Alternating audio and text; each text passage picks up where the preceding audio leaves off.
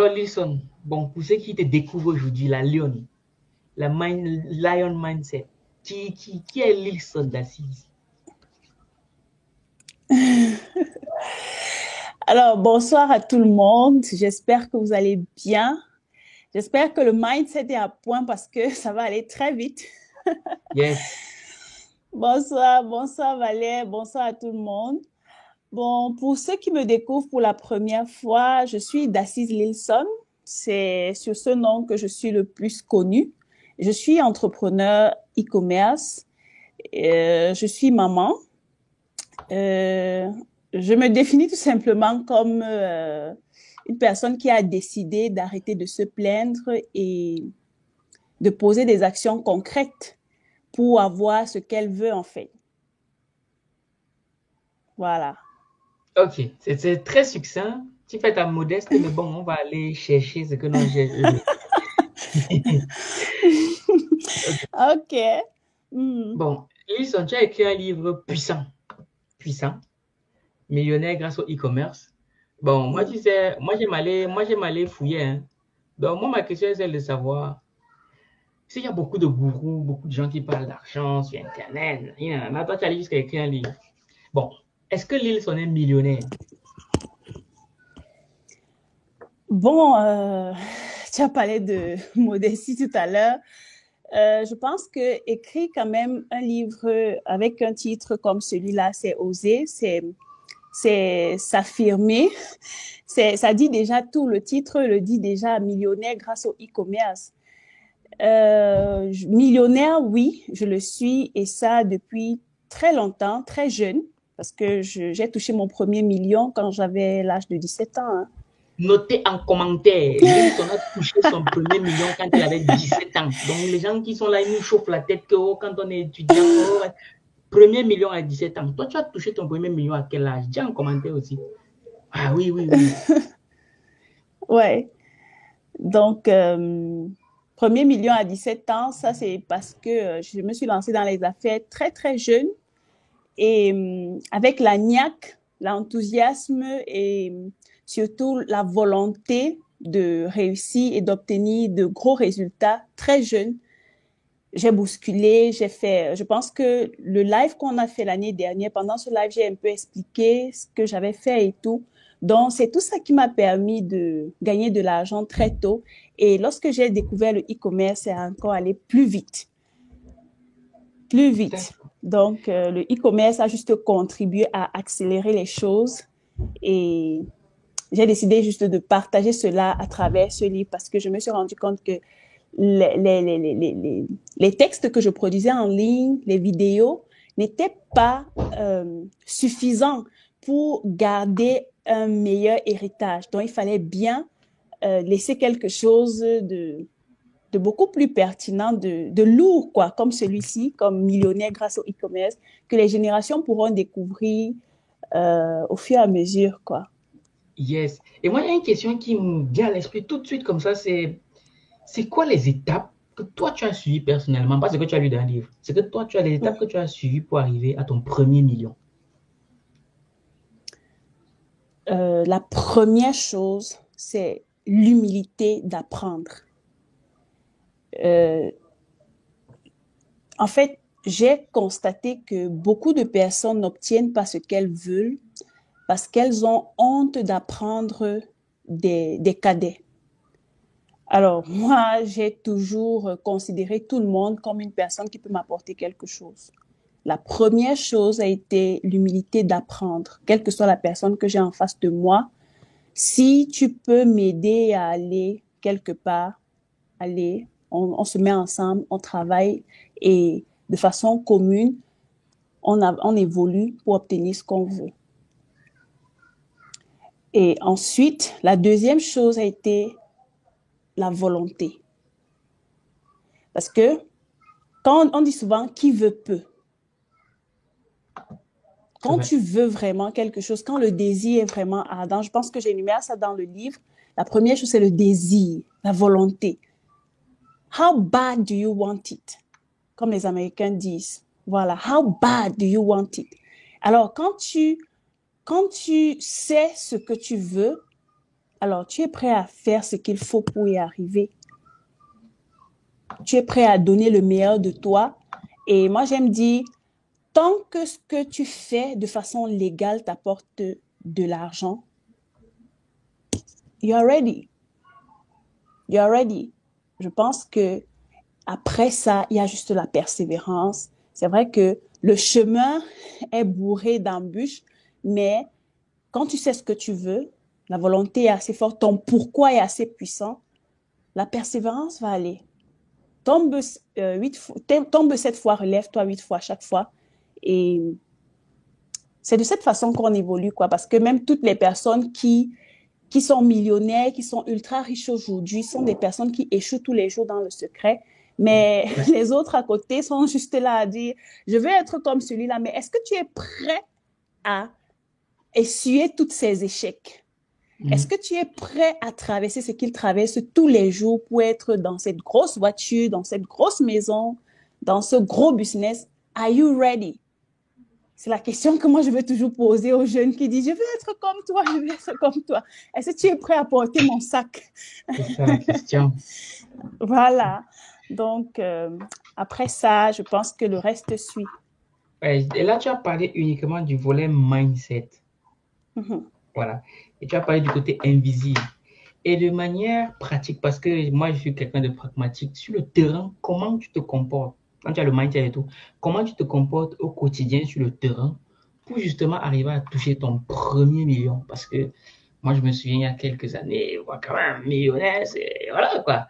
Et toi, de manière pratique, le business, comment tu le gères pour arriver à ce niveau déjà, à 17 ans? Parce que tu as 17 ans, quoi.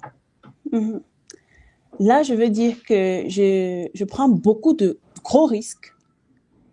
Et je pense que c'est ce qui manque à beaucoup de personnes. Quand j'ai une opportunité devant moi, je me dis, si j'essaye et que ça ne marche pas, je veux dire, c'est l'anglais qui veut sortir, sorry. Au moins, j'aurais essayé. Mais dans le cas où ça marche, tant mieux, j'ai les résultats. Donc, je pense que la chose qui m'a toujours poussée à aller de l'avant, c'est le risque. Ma capacité à prendre des décisions rapidement, qu'elles soient risquées ou pas, je prends la décision et j'évolue.